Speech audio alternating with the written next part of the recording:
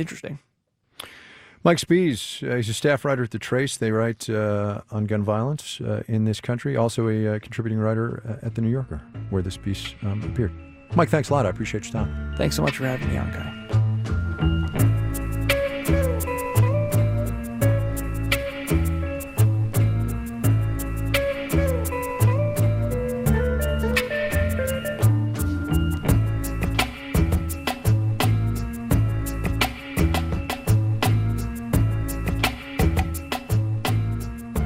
Coming up.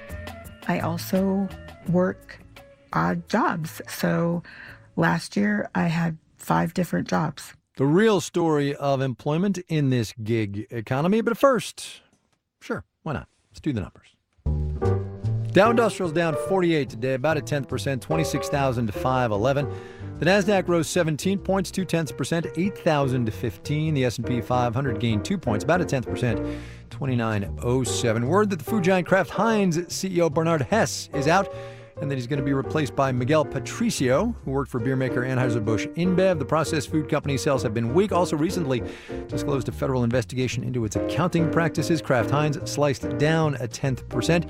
Processed food company ConAgra Brands whipped up 1.1% today. Samsung is going to postpone its planned April 26th launch of the new Galaxy Fold smartphone. The phone that folds, except there have been all kinds of problems with it, like not folding and breaking. Still, Samsung dialed up a 10% today. You're listening to Marketplace. Marketplace is supported by Magoosh, online test prep for the ACT, SAT, GRE, and GMAT that's designed to improve scores. Students can get video lessons, practice questions, and expert support online. Prep smart, go far, and enjoy the ride at magoosh.com.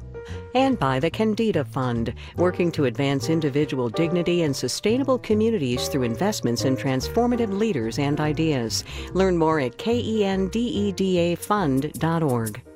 And by Condor Airlines, offering nonstop service from 10 U.S. gateways to Frankfurt, Germany, and beyond. Details and flight times on condor.com.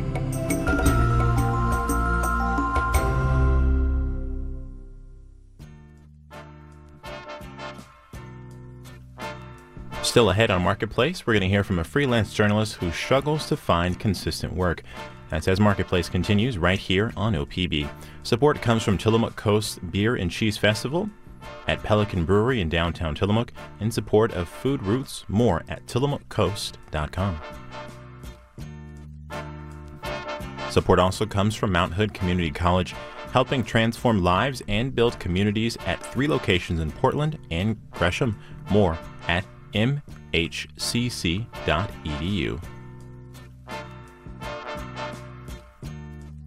Coming up in the next hour, it's Fresh Air. The deadly collision of 2 U.S. Navy destroyers with large commercial ships in 2017. We'll speak with ProPublica's T. Christian Miller. Fresh Air is coming up tonight at 7 on OPB.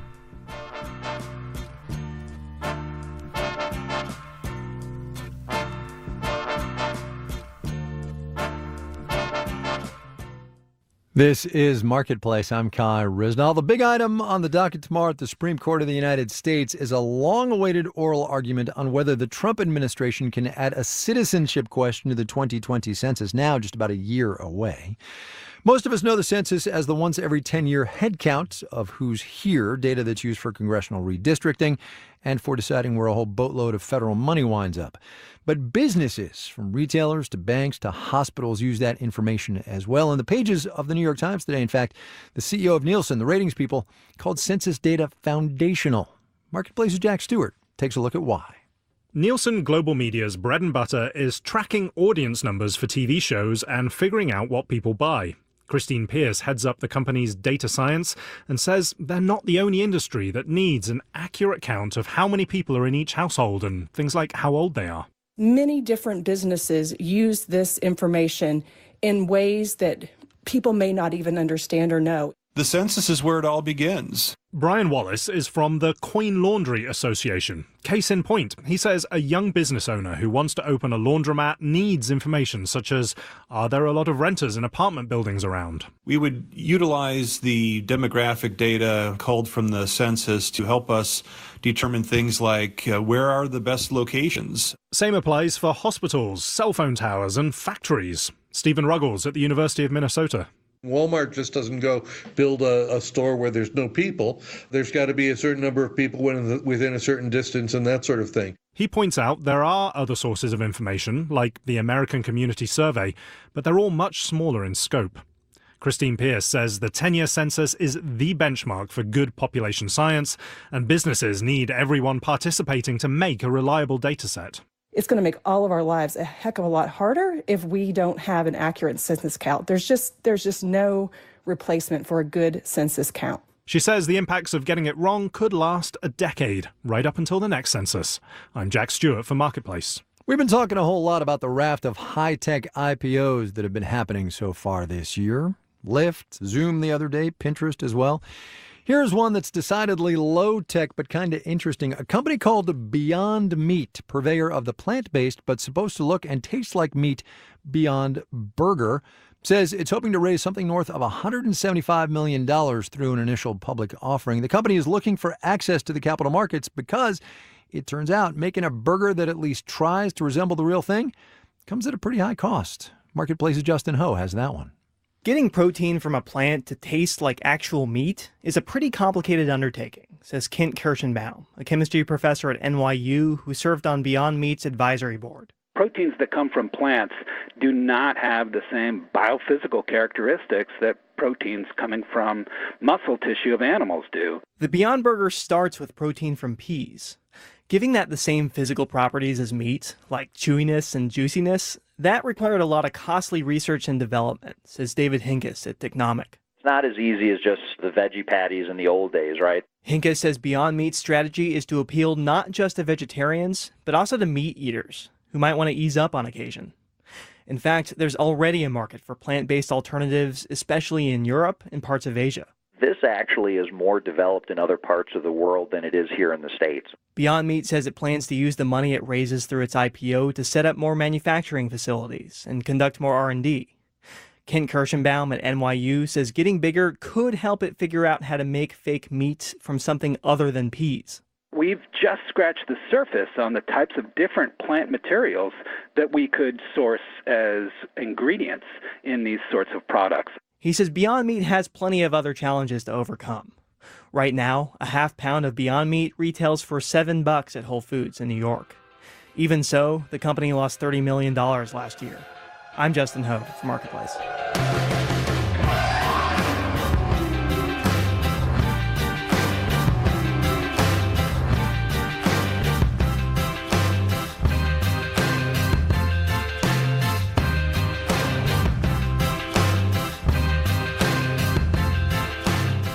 Hard data and headlines are all well and good in economic news, but honestly, it's the personal stories that really help you understand what's going on out there. So today we've got another installment of our series, My Economy, this time the gig economy.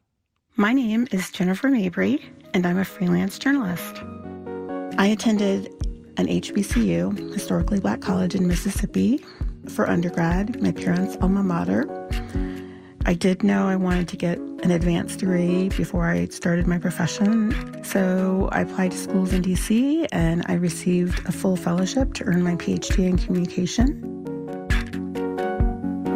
I just knew that education can help move one forward. That's like a cornerstone of the Black community.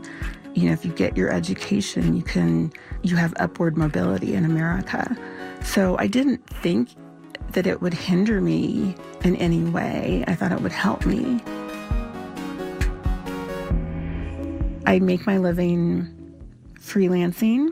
I have a few national outlets that I write for. I pitch stories, and I also work odd jobs. So last year I had 5 different jobs. I just continue to apply for jobs in academia, jobs that are related to journalism. To me, a job is you earn a wage. A career, you earn a salary and benefits, and you have purpose and fulfillment. But I came of age learning in an analog age, not digital. And those two things sort of overlapped. as I was coming into the workforce. I always believed that people retire because they hated their jobs. So I wanted to have a job that I would love to do because I never envisioned myself retiring. And I definitely don't envision myself retiring. I can't see my way to a future because that was not what I envisioned for myself based on my past.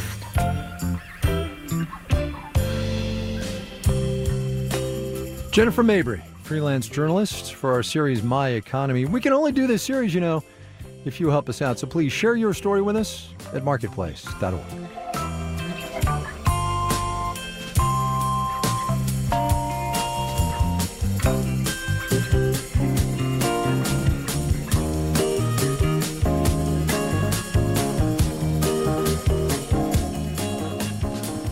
Final note on the way out today. It's been a good long while since we have quoted a presidential tweet on this program, but this one, I believe, does rise. This afternoon, 12:16 p.m. Washington time, quote, "My friend Herman Cain, a truly wonderful man, has asked me not to nominate him for a seat on the Federal Reserve Board. I will respect his wishes. Herman is a great American who truly loves our country!" Exclamation point. All of those things may well be true. It is also true that Mr. Cain simply didn't have the votes to be confirmed and that the president blurted out his choice of Mr. Cain without doing his due diligence.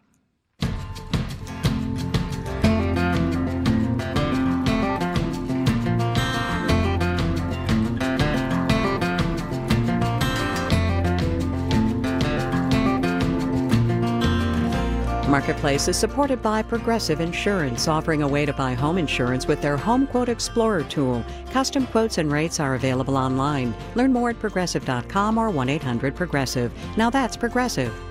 And by BitSight. From the back office to the boardroom, BitSight helps companies continuously manage cyber risk using its security ratings platform. More at bitsight.com. And by Personal Capital, offering insight-driven advice from dedicated advisors and serving over 2 million people with online financial tools. PersonalCapital.com. All right, we got to go. The Dow Industrial's down 48 points today, about a 0.1%. The Nasdaq up 17, 0.2%. S&P 500 up 2 points, just about a 0.1% there. Our daily production team includes Bridget Bodner, Maria Hollenhorst, Sean McHenry, Daisy Palacios, and Daniel Shin. Our special projects desk is Tommy Andres and Eliza Mills. I'm Kai Risdall. We will see you tomorrow, everybody.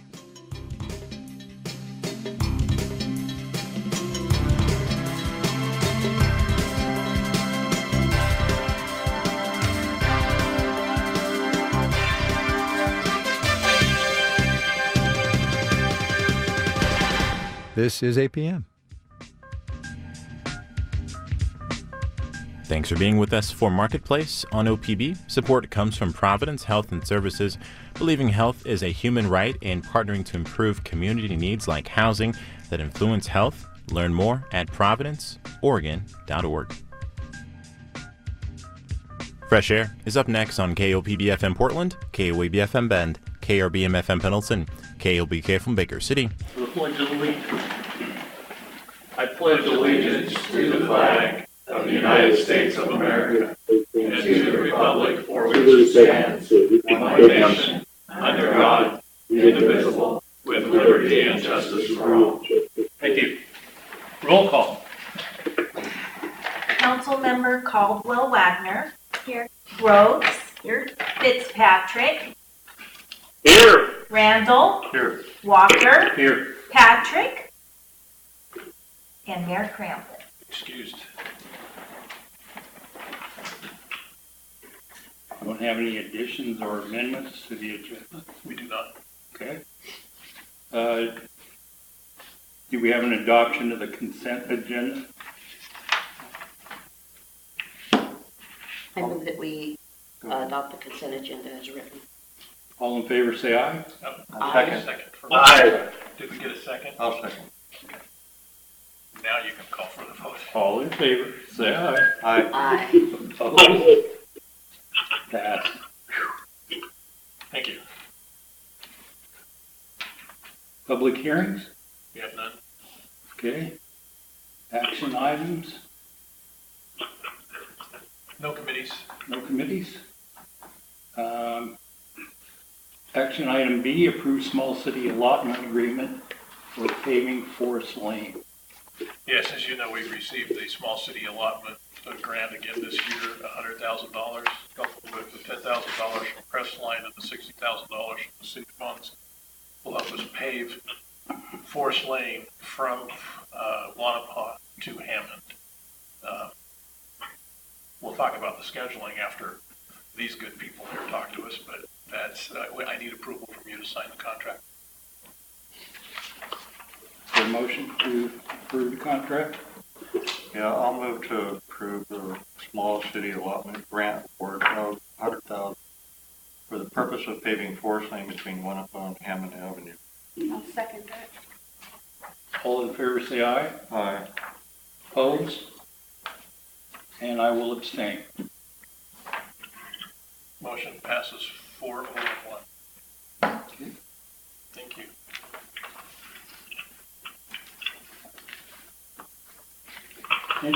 Appearance of interested citizens to share their perspective on the community. Anybody signed up to talk this evening? I think Brenda wanted to talk to us for a minute. I was going to say I'm Brenda, and business owner of Lots of Dogs and Treats, and a resident. I wanted to remind people this coming weekend, the 26th, 27th, and 28th from 9 to 5 is Cascade Locks 27th annual citywide garage sale. So there'll be a lot of people and things going on. Also on Saturday, April 27th, from 7 in the morning till 1 p.m., the Fireman Pancake Breakfast will happen, and it's for donations. And we've got, we need volunteers down there, and it's to bring awareness mainly to our community about how we don't have 24/7 coverage. So we need to bring awareness so people are aware that some days we don't have coverage in our town. And that's all I have. Thank you. Thank you.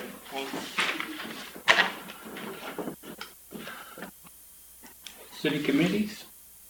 I'm not. Okay. Jim Winterbottom, the Hood River Garbage presentation on recycling. Jim? All right. Thank you, Mr. Mayor and the council. I'm Jim Winterbottom with Hood River Garbage, and I'm here tonight to talk about recycling, specifically commingled recycling, what we pick up curbside in the blue 14-gallon bins and in some of the businesses in the larger cans. Last summer, China let us know that contamination was going to need to be taken care of as a country, that we export our material from us to them, or they were going to shut us down. This had been going on for a number of years. No one took it seriously. Lo and behold, in October, they shut us down. We have nowhere currently to market our commingle material the way we used to. We still have markets for source-separated recycling, such as cardboard, glass, scrap metal, batteries, e-waste, concrete, tires, yard debris. A number of things are still getting recycled. I'm here tonight on this is the third time I've done this presentation. It started with the City of Hood River County, and now Cascade Locks. All the material from the 3 jurisdictions gets transloaded at our transfer site into a large transport trailer. In October, we were granted a concurrence to landfill that material because the cost of recycling had exceeded the price to landfill recyclable materials. And this was done through DEQ. It's very transparent. Everything's been in the open with all the jurisdictions. In your packet, I included some information. It came from Oregon Refuse and Recycling, the Association of Oregon Recyclers, Solid Waste Association of North America, Oregon DEQ, other local governments and statewide haulers, and as well as 4 of the largest recycle processors in Portland, West Rock, Pioneer, Far West Recycle, and EFI. I also contacted Agilix and Denton Plastics, which are companies that try to reclaim and repurpose plastics. What we've been told is the number 3 through 7 plastics, your yogurt containers, your clam shells, the plastics that are currently deemed undesirable they do not want them in our curbside mix. So we were trying to do two things: implement a surcharge that would allow us to keep material out of the landfill, going back to the processors, and at the same time removing the 3 through 7 plastics. The only plastics that they want to see in the mix would be the number 1s and number 2s, such as the soda bottle on the counter there, or a milk jug with a neck that's smaller than the body. Those are the types of plastics that they want.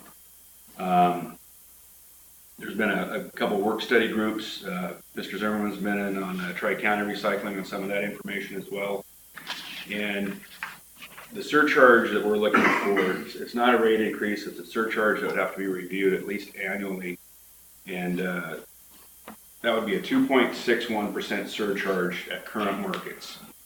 And right now, I believe the number is $104 a ton to process recycling, as opposed to the $45 a ton that currently cost to landfill. That's without transportation. So the 2.61% on all residential and commercial customers would allow us to move the material back to the processors. For a residential customer that gets curbside can service weekly, their rate would change by 46 cents a month to get the recycling back to the processors. A business that has a 1.5 yard dumpster container, if you will, they're going to be paying $2.50 a month to get the recycling back to the processors. We've met with Wasco County and other jurisdictions as well, formatting the same type of information to them. Education and outreach is key. That's something we've already talked about. We have a smartphone and a web-based app called Recollect that you can type in Waste Connect, and it'll tell you what's recyclable, what's not recyclable. If it's not recyclable, where can you take it? It tells you your service days, and it allows us a way to push information out to our customers, letting them know what changes may or may not be occurring. And like I said, it's all 3 jurisdictions. It's got to be, a 3-0 majority, or it's not going to work for anybody. Hood River, the city of, was very receptive.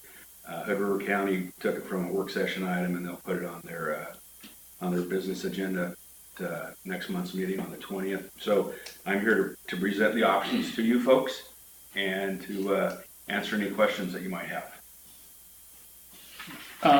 Poundage wise, is there any, how much per year are we talking about? So currently, all of our recycling that we report to DEQ is just over 4,000 pounds annually.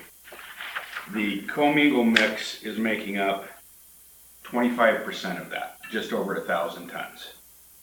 So it's 1/4 of what we collect in total. Is there a move with the processors, the industry, to quit using these kinds of plastics? So the 3 through 7s are difficult because they're a theft deterrent, they're convenient, and they're cheap. Unfortunately, you can make new cheaper than you can repurpose or reprocess the old materials. When you look at packaging that a disposable razor comes in, it's the size of a shoebox. There's no need for that type of packaging, but as long as we, the consumers, continue to buy those products, they're going to need a way to either come up with optical sorting or different types of methods to reprocess that material, or it's just going to be turned into landfill. That kind of effort would take years. Yeah, it will. I mean, there's some metro grants in the city of Portland, in the Portland metro area, that have allowed one facility to start with optical sort. It's very difficult to determine if this is a piece of paper running down a sort line at a high rate of speed, or if it's a flat milk jug. And they're hoping that with optical sort, it'll tell the difference and get a higher quality material that they can then sell. Right now, there's a lot of orphan material around these processors. We're talking thousands of tons of bales that are just sitting because there's nowhere to go. So we can see that there's no need to continue to try to process a dirty material, if you will. So we're trying to, get it to its right home and get it cleaned up at the same time. So as an example, the stoppage of using plastic straws has in reality very little to do with this problem, so it's more. It's a lot larger than that, yeah. I mean, and you know, when you come up to the transfer station and you look at the bins that people self-haul into, and they know they can't recycle bags of plastic bags, but yet they still do. You know, they're not doing anything but contaminating the mix, and they're thinking they're doing the right thing, but it's wishful recycling. It doesn't happen. Question? Could you kind of explain the process moving forward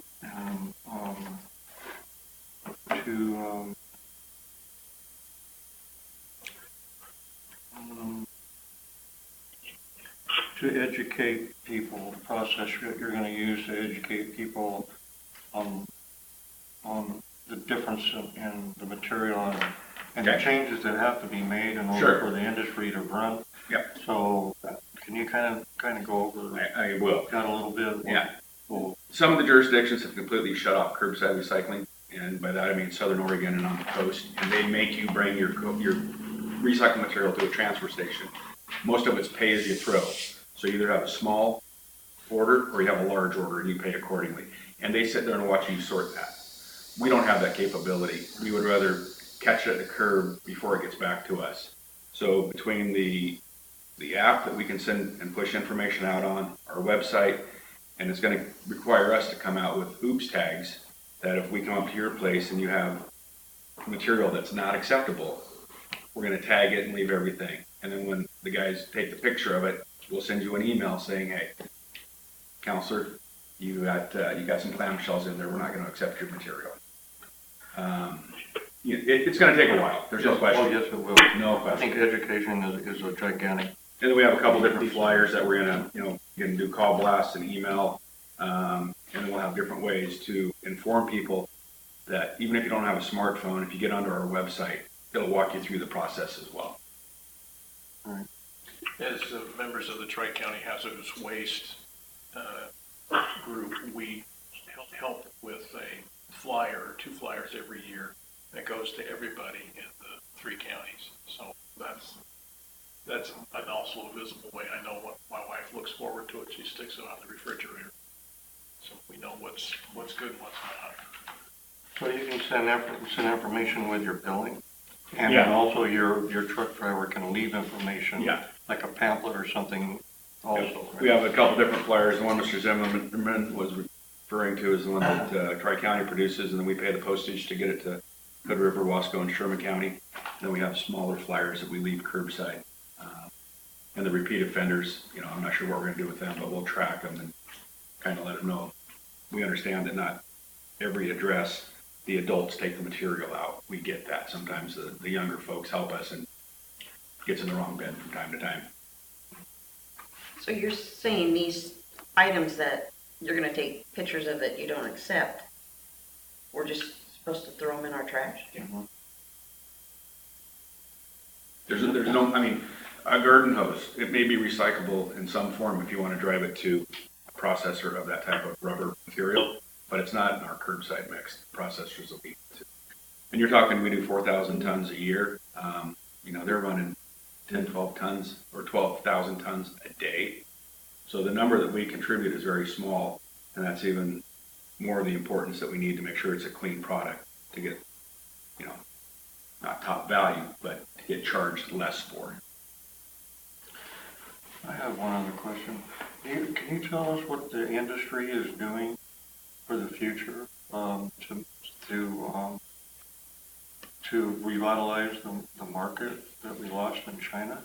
Is there other avenues, other countries, other entities? There's been some movement. Everything so far has been east of the Mississippi as far as domestic mills. We have 2 mills in the Northwest that are currently running. One's in Longview and one's in Toledo. They are very selective of the material they take because they can be. They're the only game in town. We are hoping that more money is generated to open up processing facilities that will be state of the art. That's one of your goals. Yeah, most of the processors we go to are 20 plus years old, and their equipment is as well.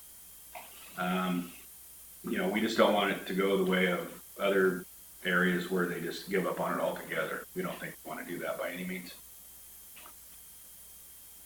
When would you like the rate effective? Should the council approve it? I've kind of been looking for a June 1, yay or nay. By June 1? Yeah.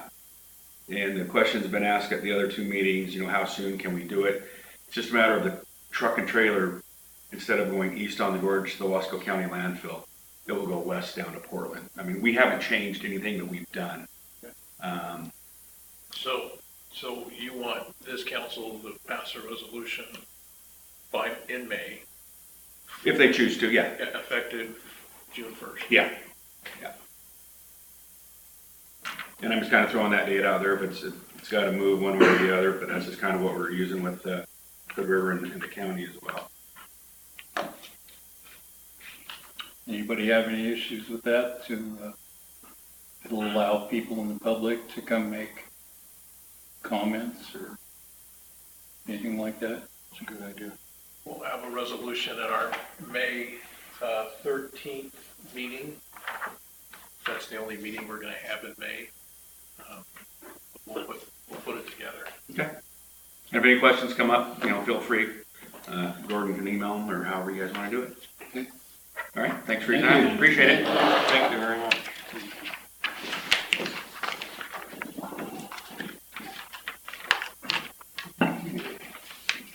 Next on the agenda, Rick, you want to bring your group up?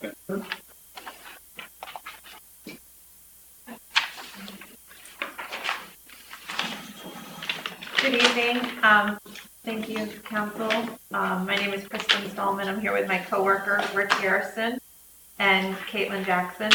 Rick Garrison is the project manager on the Wanapa Streetscape Improvements Project.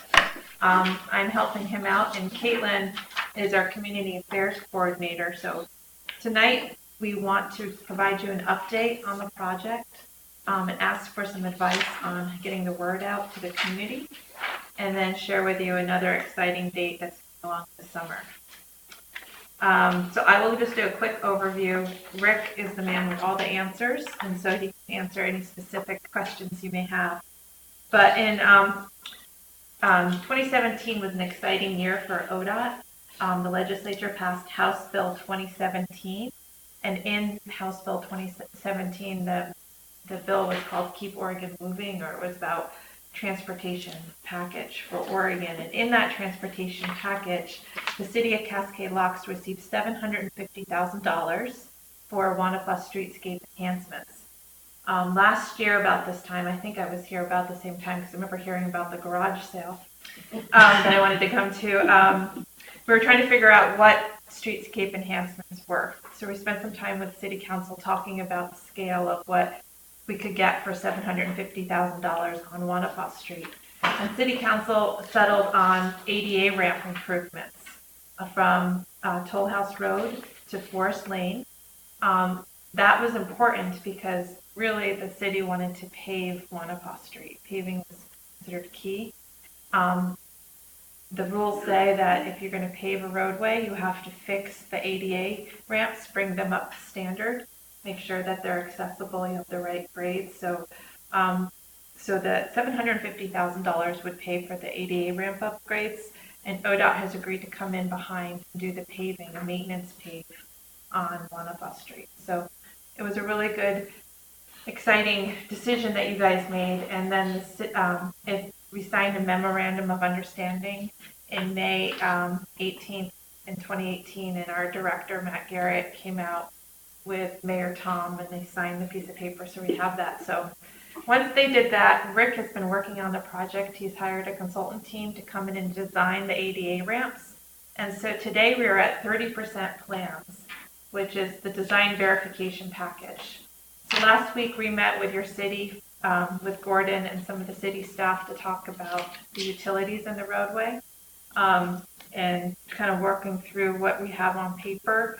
We're at the stage where we're actually trying to figure out what's happening on the streets. So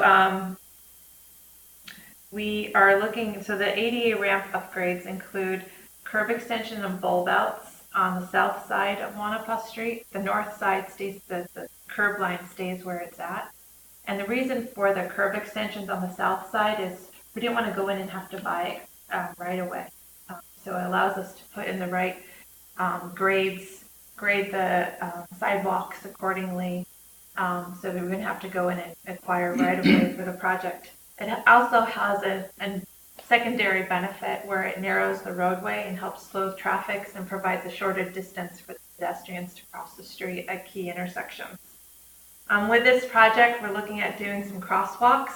And you can see on your map there at Toll House Road, there's a crosswalk there today. That will be a marked crosswalk in the future.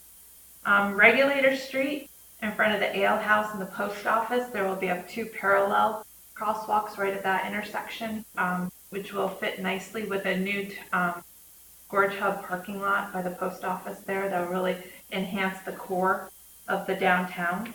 There'll be another set 2 legs crosswalk at Oneana Street.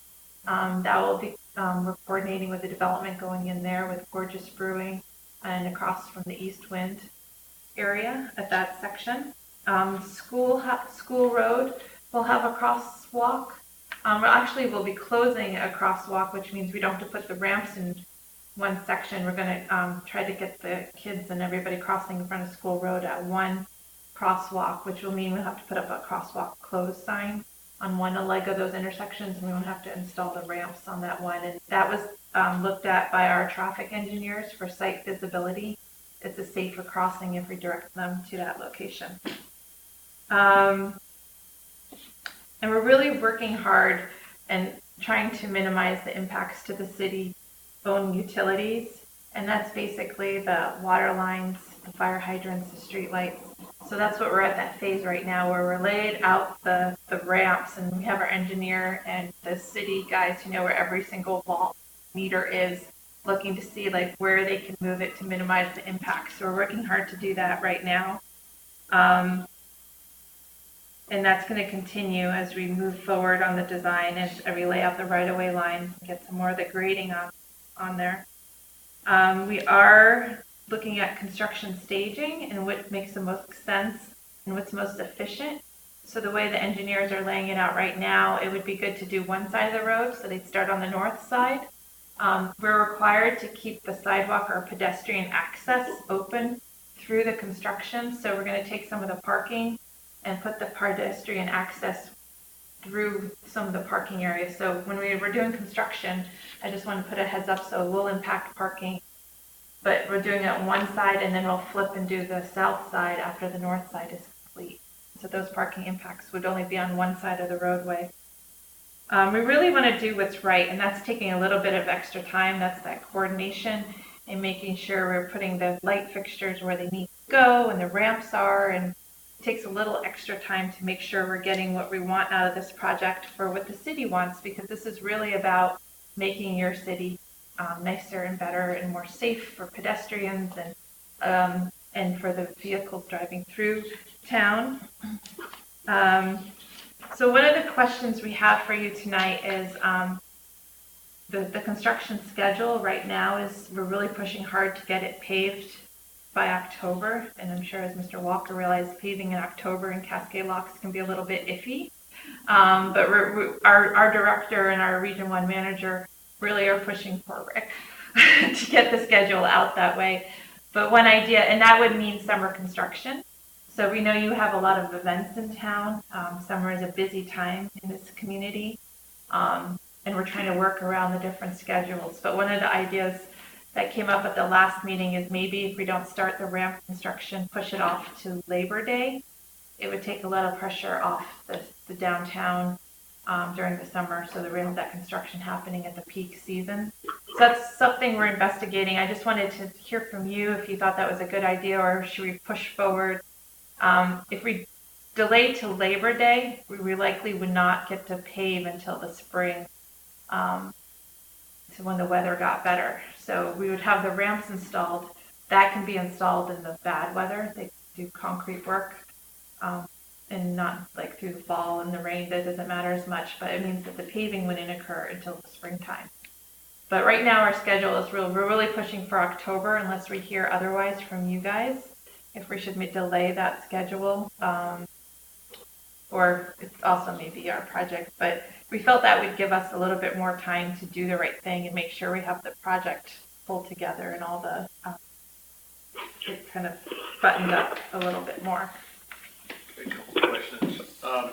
When you do the north side, you're not going to close all of the north side at once. You're going to do phasing down the north side and phasing down the south side when you do it? Yeah, it may be a bigger stretch though, because as you set up the construction of the intersections, you have to do the temporary traffic control and put up the cones, and our engineers can talk a little bit that you don't want to do like one intersection at a time. We may do blocks or like a couple block sections. And how long would that blockage, the closure be to build those sets of sidewalks? Engineer? I'll turn to my project manager. If we do 3 locations at a time, I would think that we probably be there in those 3 block sections, maybe for a month at a time. Okay. I was just looking for the impact in the businesses that are on the other side of where you're going. And whatever you can do to minimize that time would be greatly appreciated. Mm-hmm. Particularly if you're doing it during tourist season, that's problematic. If you waited until September, I know you want to get it paid. I know I want to get it paid by October, but I'm willing to minimize if you're willing to minimize the disruption to the tourists by waiting till after Labor Day to do the handicaps, and then next spring, and before the tourist season starts, although it starts these days in February, do the paving then. Is that something that... Does anybody else want in before I start up? No, it just sounds to me like we have to be flexible concerning some applications. Okay, well, I'm going to speak as a private citizen with a little bit of knowledge of paving. And so here's the way I look at it, is we've had the fire to deal with during our business section. Cascade Locks has about 90 days to make their year. And so anything we do to take away a day, a week, anything like that is really disruptive on the small businesses. So yeah, I'm all for delaying it. No matter what we do or when we do it, there's going to be an effect. Because part of the reason this is being built is the American with Disabilities Act really started a whole new ballgame a few years ago. And that's why when you do construction of the ADA ramps, you still have to make detours for the pedestrians. And we have a lot of pedestrians in Cascade Locks. So there's going to be impacts no matter what we do. But there's ways of working, the best they can do for it. Is this going to be a maintenance pave or contractors? It'll be contracted out. Is it a 2-inch, 3-inch? 3-inch. Are they going to do any deep base repair? Haven't identified those areas yet. I anticipate that there'll probably be some areas. Yeah. We still need to get full design. But I'm sure we'll put some money in the budget for spot repairs. Yeah. Well, downtown, I can't remember the last time Wanapa was paved. Mm-hmm.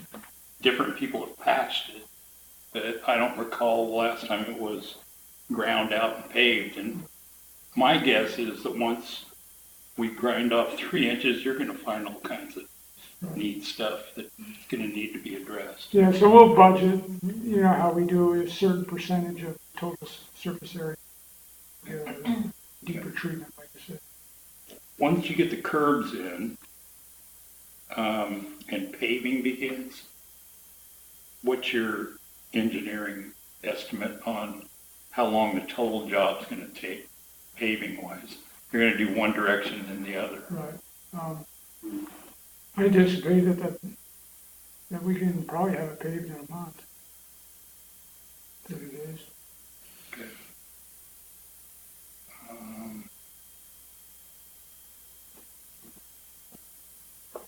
Can I say something? Yeah.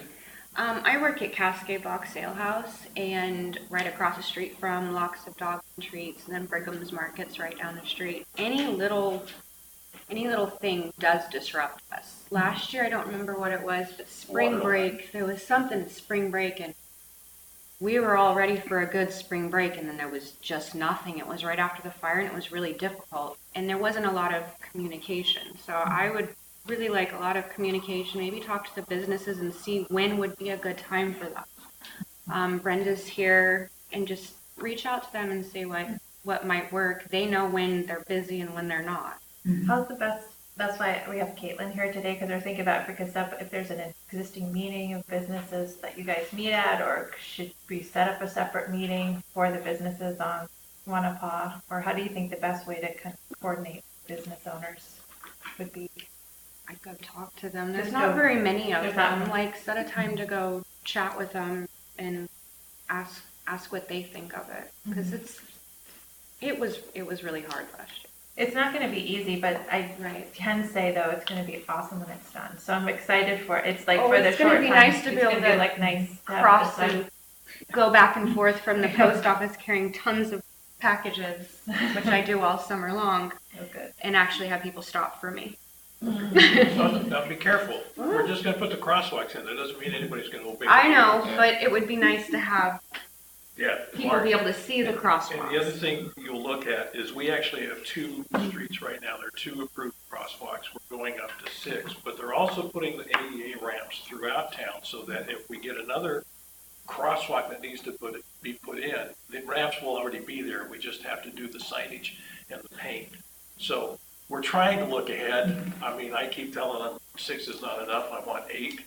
And they aren't listening to me. But every intersection's a crosswalk. I'm telling them it's just not a marked crosswalk. Yes, well, yes, we want them marked. Okay. Couple more quick ones, please. Drainage, are with the bulb outs coming out, that may change the drainage. And boy, when we get drainage downtown, we get drainage because it's like a bowl. And so it really gets wet downtown. And my concern is that when we put those bulb outs, it's going to change the way the drainage works. Is there anything on that? We are wrestling with that, trying to balance, I guess like you say, minimizing the risk that we're going to create a new drainage problem with the cost and just trying to avoid rebuilding the entire drainage system and having to tear up everything. The new system. So we're going to work closely with our engineering firm to find that, I guess, right balance of improvements. There will be some inlets that will be installed, some pipes, but we're going to try and manage it and not make it just too huge, but that it should address any kind of risk like that. My last question has to do with the fact that Wanapa is part of the historic Columbia River Highway. And it was my understanding that there was almost a requirement to keep the width of Wanapa the same. Did you get a design exception? There is a programmatic agreement for the historic Columbia River Highway, and it calls for the curb extensions on each of the corners like that. So it is compliant with that programmatic agreement that was signed 12, 14 years ago. So it meets that. It's not the full streetscape, but those bulb outs are identified in that programmatic agreement. So it meets that. Okay, thank you. The other point to notice is the movement, every light pole that we have to move and every fire hydrant we have is at the utilities expense. So this, while they're doing for all the ADA ramps, we have to pay for that portion of the projects. Like Kristen said earlier, that's another reason to maybe slow it down a little bit and let the consultants find more time to avoid reduce some of those impacts. One of the things we're looking at, Kristen kind of alluded to it, we're doing the Gorge Hubs project this year, and we're putting in new light fixtures in the 5 light fixtures in the post office parking lot and Overlook Park. We're going to order 2 more of those fixtures to put on the other corner in front of the Ale House and in front of the Columbia Market, so that intersection be lit by the same historic Columbia River Highway model light that is called for in our downtown plan. So that's the first step in revitalization of the Main Street. So what kind of action do we need tonight? Oh, just let them know that we are. I'm hearing that you're okay with the delay or working with the business owners a little bit. Yeah, I think open house. Coordinating with the business owners and making sure we're not impacting the summer season as much.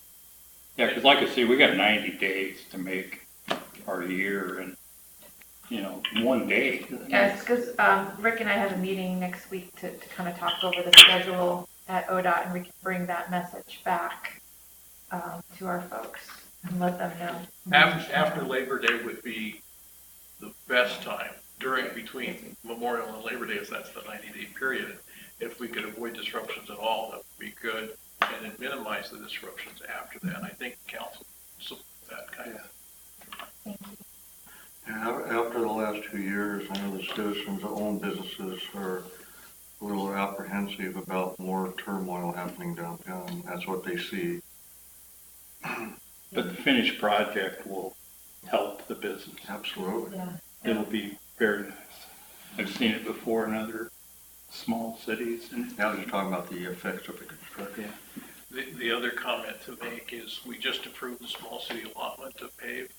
We're going to delay that. We have 2 years to use that grant money. We're going to delay that till after they pave all the way to Forest Lane, so that we don't have to come in and pave it first and then have them come in and tear it up.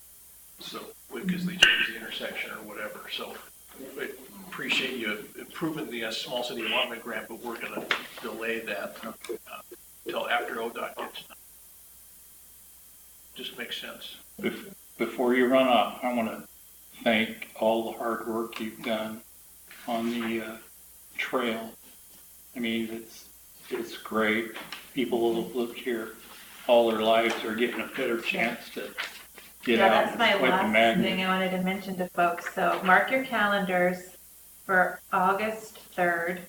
We're going to have a fantastic trail dedication. So I know you guys see the work that's happening between here and Hood River.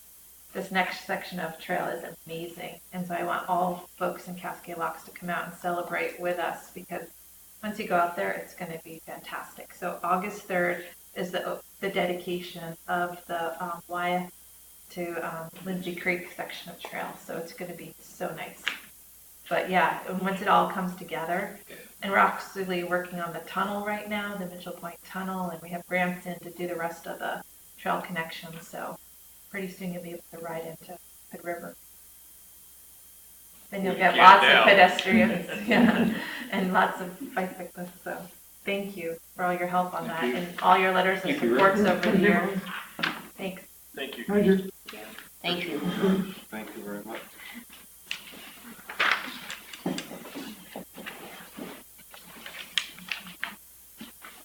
Okay. Next on the agenda is job order process update. You wanted an update. We have I think 4 or 5 different job orders that we've got from. Thanks, guys.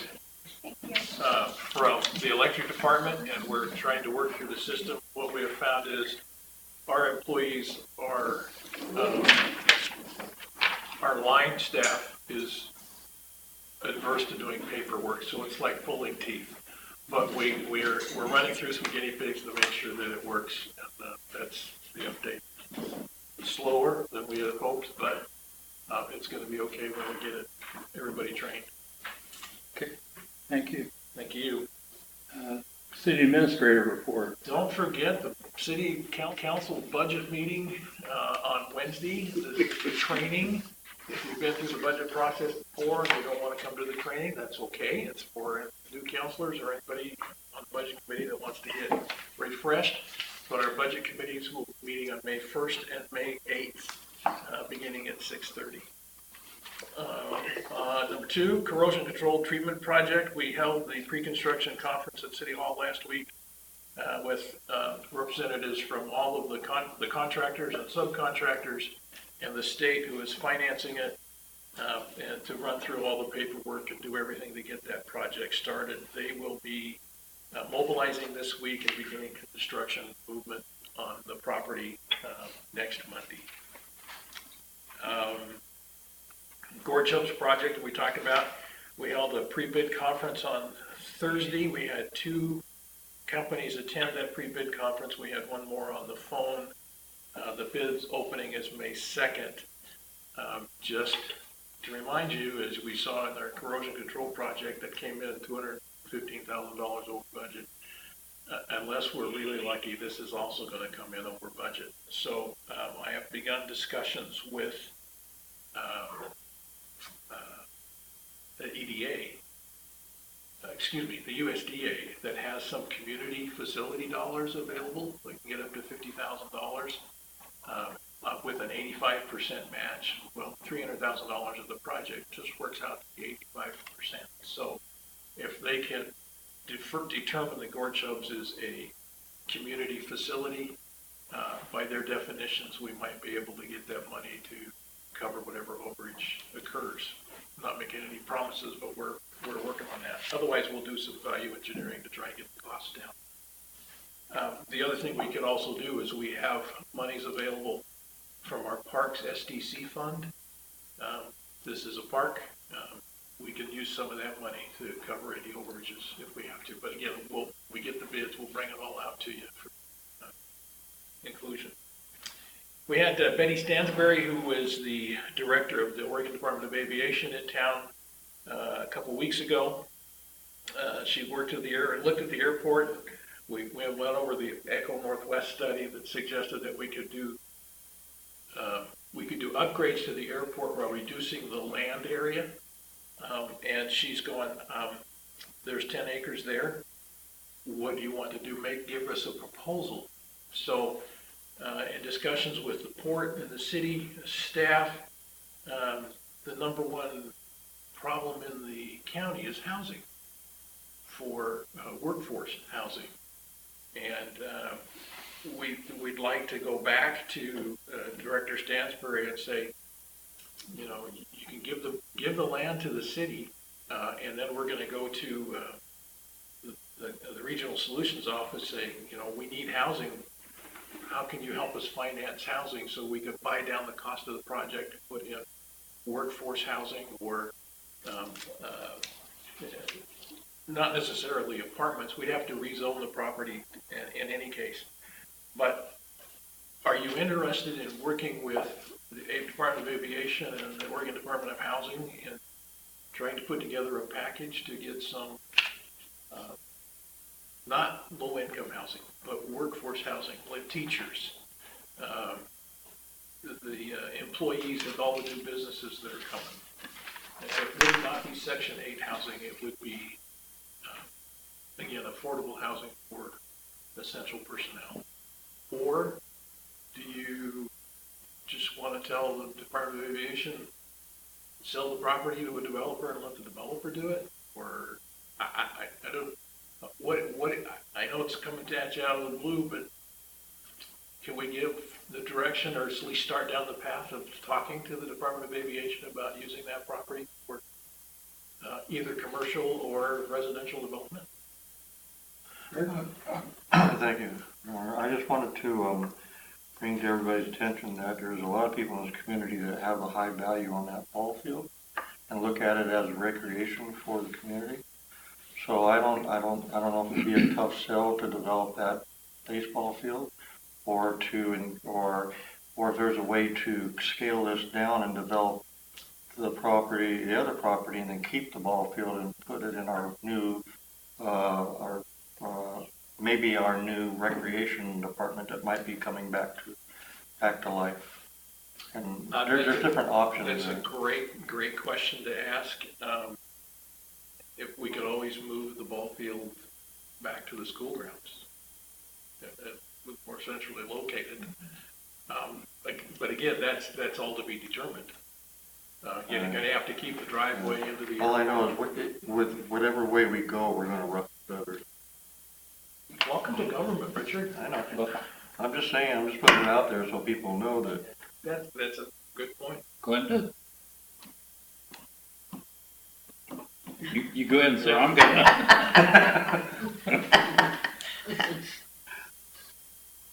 The airfield stays there, right? Yes, no, we're not talking about eliminating the airfield in any case.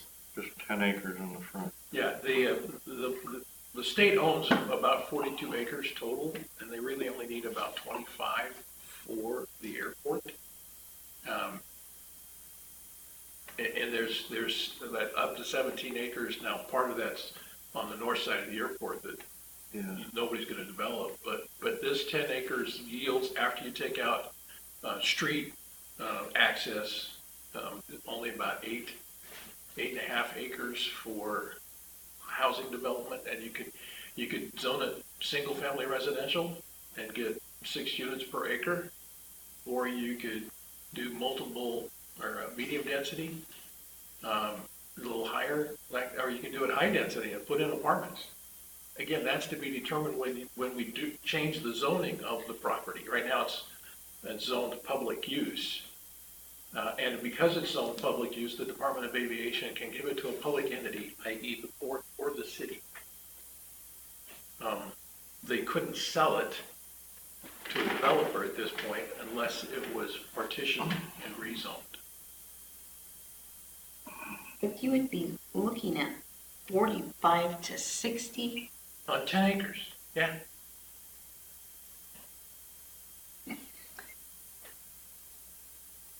That honestly, that's not something I want. I'm not. I can't imagine 50 new houses on the airport, next to the airport. Have you gone up to Shahala and looked at all the houses? Yes, I have. There's still lots up there. Yeah. It is not as dense as that. It's a lot different than that. You'd have duplexes and triplexes and quads. Yeah, fourplexes. We're not looking for 3-story apartment buildings, but we're looking for housing that people can come in, and because the land has been donated or restricted for affordable workforce housing, that would have build houses that are affordable by the worker bees in the community. And what does that consist of? What do you consider a affordable house? It's got to be somewhere between $150,000 and $250,000, and you can't do that when the price of the land is $100,000 an acre.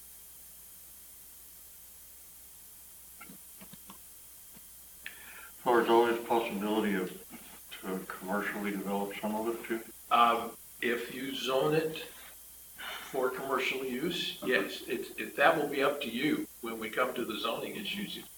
The economic, Eco Northwest looked at having it strictly as economic or commercial, but do you really want commercial in the middle of the forest lane residential area? Or do you want housing? You could restrict it to low density housing so that it's a neighborhood that would be, between the airport runway and down forest lane to the east. Those are all kinds of things that you would decide when you change the zoning. And who gets to change the zoning? You do. We as a council or the planning commission? No, they would make a recommendation and we vote on it. To me, That's an ordinance change. yeah, It requires the council. that's an airport, just personally. That's the airport. I was one of those parents that we got a little ticked off because our T-ball kids, this was back 20, 30 years ago, but we had a lot of ball teams, and we got a little upset because we couldn't get on the field. And so we got permission, and we were out there with rakes, and we put in the ball field. You know, we had ball games out there for a lot of times. I've seen that airport when it got kind of hectic out there. I think if you remember not too long ago, we had a real need for an airport. That's an emergency airport. To my knowledge, it's the only one in the area. I think Stevenson has one. Carson has an airport. Isn't it like uphill or something? Well, it's 1,000 feet higher, and if it's raining and snowing, yeah. So that's out. I hold a real value to the airport. What I would entertain is I'd like to see some kind of plans. I mean, you tell me 10 acres, yeah, I know where it's at on the south side. Show me a drawing. Give me some kind of idea of what it is. But boy, I am not for touching that airport. Again, the airport, the Department of Aviation has identified those 10 acres as not essential to the airport. It's to the side of the airport, so there's no overflight zone. It's land that they can donate, sell. Show me a picture. Otherwise, I think it's too valuable to mess with. But I'm not a pilot. All I know is that's been the airport. I think there's a lot of other opportunities left in Cascade Locks for housing. I think, you know, a lot of us who've been around here a long time, some of our existing housing is in disrepair. And I think there's opportunities for developers if they want to get those kind of properties. Look what they've done with the trailer park. I mean, I don't know who has that now, but it's 1,000% better than it used to be. It just looks like somebody's spent a lot of time and effort to get those upgraded, and I appreciate it. I don't even know who owns it anymore. But, I still think there's other opportunities out there. 10 acres is a lot of land, but I think we have other opportunities. I don't want to touch the ball field at all. We don't have a lot for the kids already. I'm not in support of doing anything with that at all. All of that being said, you know, I realize that the Aeronautics Division of the state of Oregon, they would not offer this if it was going to interfere in the operation of that airport at all. The only thing that I would be interested in to see if there's enough land for helicopters to stage there alongside the airport. So we'll still have a little piece for that's kind of a general location in the community for that. And like the light flights or whatever. I mean, they can land. They can land anywhere. Yeah, well, within reason. But, okay. I personally don't see no reason why some of that property could not be developed, but done in a smart way, you know, not just. Okay. Bruce?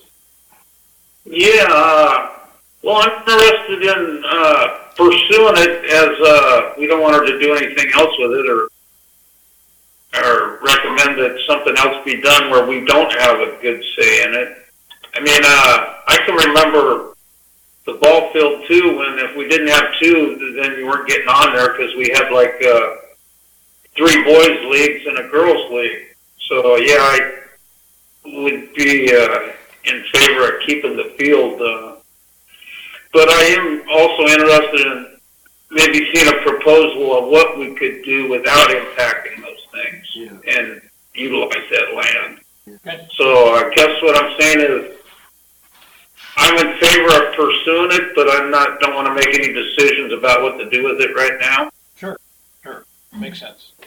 That's where I stand. Yeah, there'd be, I mean, a whole bunch of public input. Yes. And I don't think we're the only ones that feel that way about the airport. Okay, thank you. I appreciate that direction. Memorial Day, the fourth Monday in May is Memorial Day. Do you want to meet? We'll be here. I see some head shaking. What? On the Memorial Day is the fourth Monday. No, we're not. The fourth week, right? Yeah. I thought you said fourth month. Fourth Monday. Oh, okay. No, we're not meeting. Oh, okay. Just Come That's fine with me. City council meetings are broadcast on 23 and on YouTube. And like us on Facebook. Thank you. Councilor comments, Bruce? Nice thing right now, but thank you for the opportunity to speak if I had something. I went to a meeting for the museum board on Wednesday, I think it was Wednesday, and it was pretty exciting. I'm glad to be a part of that. Took a little control over the Facebook page for that, so if you guys are on Facebook, go like it. I'm going to try to share as much history of Cascade locks as we can, get in the museum, take some pictures, highlight some items.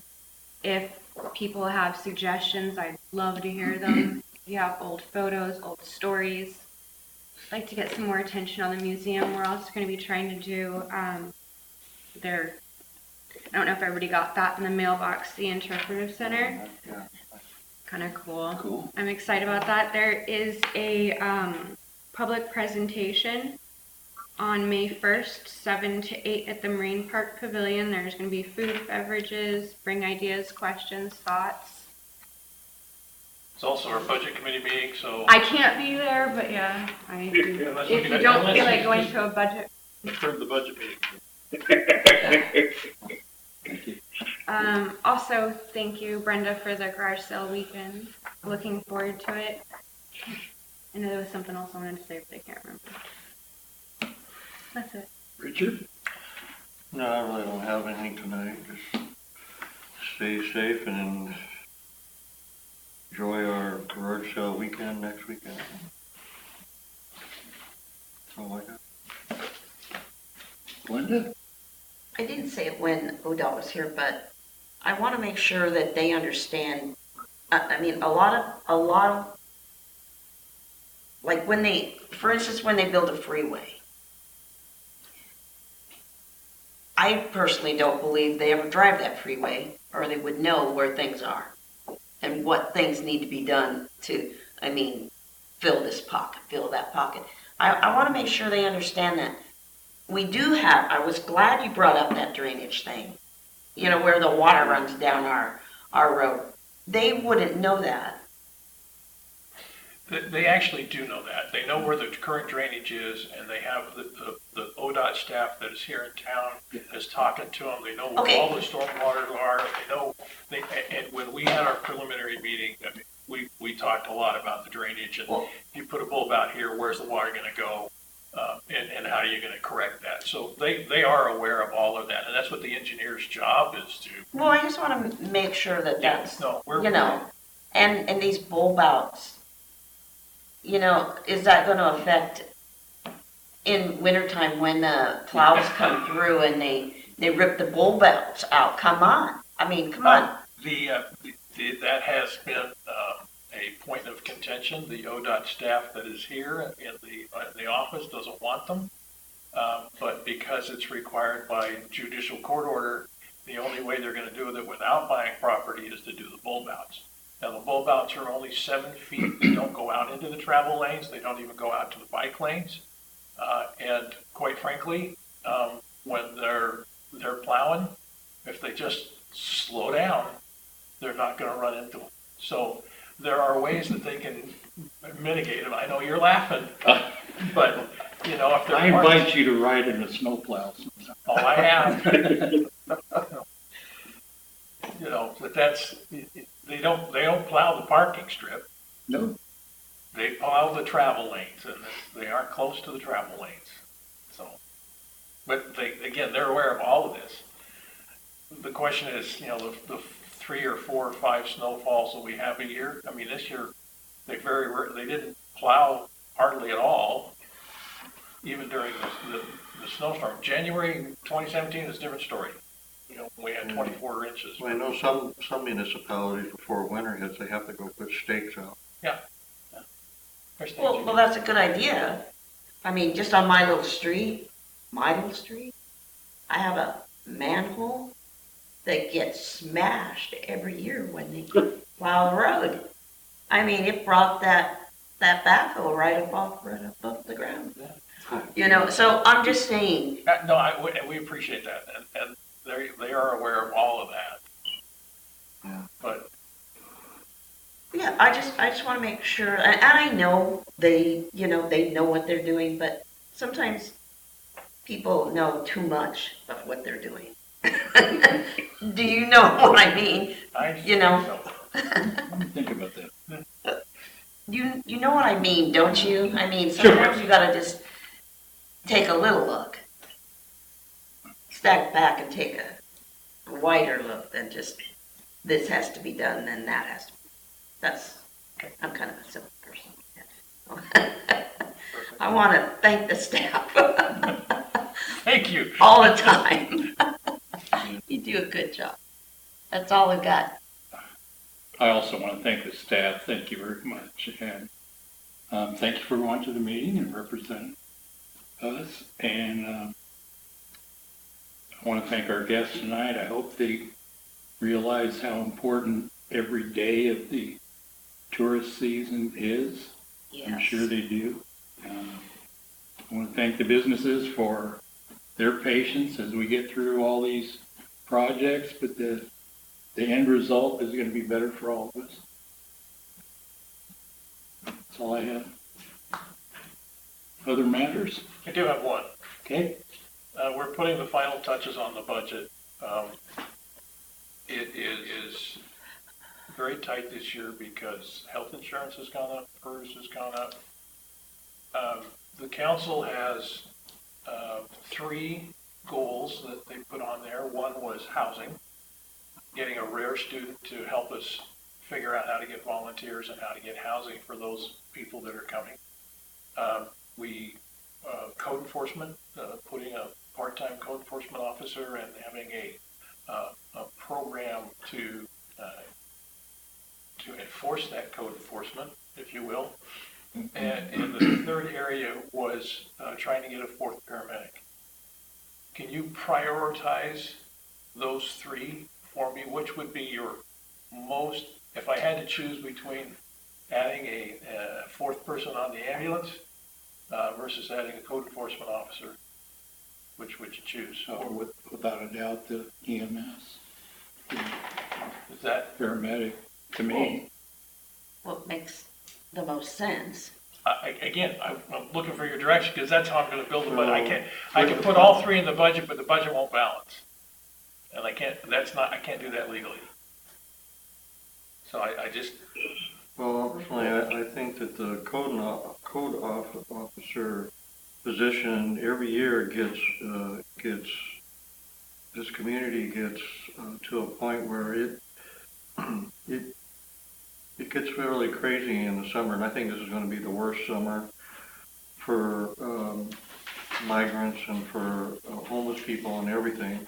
And if we don't have a code enforcement officer, the way I see it, you have enough to do. You can't effectively be an enforcement officer in this community and not do everything else you're doing. I mean, it's just been obvious, and I think that I would like to try to convince everybody that we need to take a hard look at trying to figure out a way to have a code enforcement officer position, even if it's just for 3 months or 4 months to cover that, because downtown is going to get so crazy and congested during different times this year. I'm talking to different people. They're already complaining about some of the stuff that's going on in broad daylight, and it's just going to get worse. So, well, again, there's a difference between code enforcement and law enforcement. yeah, I understand the And difference. depending upon what you're talking about is a law enforcement issue. No, but if the code enforcement officer can also direct that to the sheriff's department if need to, a situation. Yeah, well, but I can do that. It's too, all part but of the. I get it. It's just there's not room in the budget. And the problem with you hire somebody for 3 months, it's going to take them 2 months to get trained to do their job, and then they're done it for the month. So I appreciate that, Richard, but I think we need full-time code enforcement. Well, not full-time, year-round. We were only looking at 15 hours a month. 15 hours a week for a code enforcement officer. 3 hours a day to drive around, see what it is, take the next step. But that's a person. That's a lot to do, and I can't fit it all in the budget. So I will start with EMS and put code enforcement next. But I will probably take out the rare student that the mayor was looking for. See how much I can fit. And can you not take that code enforcement down to just 1 day a week, so that, really 1 day a week? His concern is training, so maybe we can find a person that already knows kind of That's what true. they're doing. Yeah. Instead of hiring somebody that don't know what they're doing. A retired person, somebody who knows some law already. I'm retired. I'm just saying, I could use the help, that's for sure. If we start getting a lot of court appointments, that time's gonna go up. But let me see what I can fit into the budget. Is that person? I'm sorry. Is that person that person doesn't have to be insured? We don't have to carry insurance and stuff on. If we do it less than 20 hours a day, it's not eligible for health insurance. Is that what you're talking about? Yes. Yeah. No, that's why we're trying to do 15 hours. It's just a strictly per hour job. Yeah. For $15 per hour for 15 hours a month or a week, and maybe we could do 10 hours. But I needed the priority to see which one we're going to squeeze in first, second, third. So I appreciate that direction. Well, I appreciate you saying that, Gordon. And if push comes to shove and we can't do it this year, so be it. But at least we will have tried, because I think that the safety of this community really needs to be a precedent. Okay, thank you. Appreciate that. And that's the other matters I have. Executive session tonight? No, sir. Okay. I'll entertain a move to adjourn. I move to adjourn. Second. All in favor, say aye. Aye. Adjourn. Brenda, do you want these? Or is close to dying. I'm going to stop at the doorway and I'm going to take